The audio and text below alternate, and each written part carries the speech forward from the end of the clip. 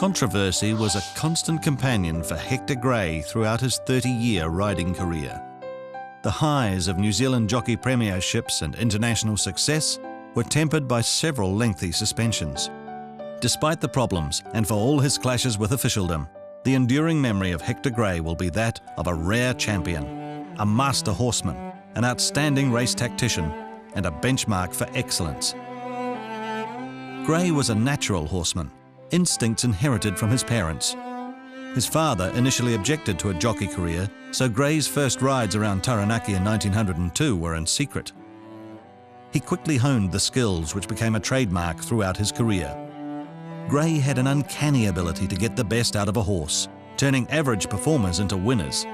Physical fitness and self-confidence were notable features, and few jockeys spend more time studying the opposition and track conditions.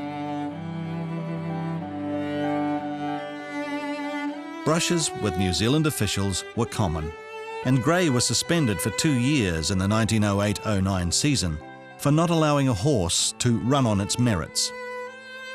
Gray went back to farm life, maintaining his fitness by milking cows.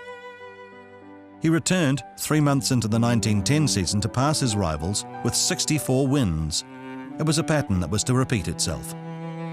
More jockey premierships drew a lucrative invitation to Australia in 1914. It turned sour when Gray was disqualified for another 2 years for inconsistent running. His licence was never renewed, so effectively it became a lifetime ban in Australia. Gray returned to race riding in the 1917-18 season and won the premiership again, the first of 3 in a row. He was regarded as the Iceman of his generation, renowned for cool race judgment and the ability to outfox jockeys on classier horses. It's in Gray's contests with Gloaming, a dual New Zealand and Australian Racing Hall of Fame inductee, that we can gauge the true indication of his skills. Gloaming established one of the great records in Australasian turf history with 57 wins from 67 starts.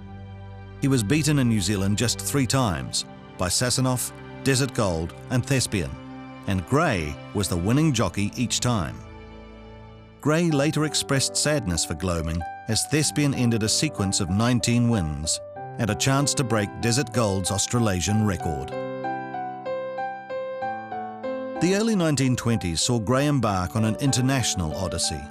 He rode in England, France and Belgium and continued the unique record he started in Australia, winning with the first ride in each country.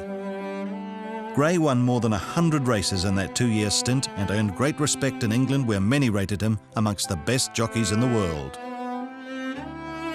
1925 brought the toughest blow for Gray, a life disqualification for corrupt practices.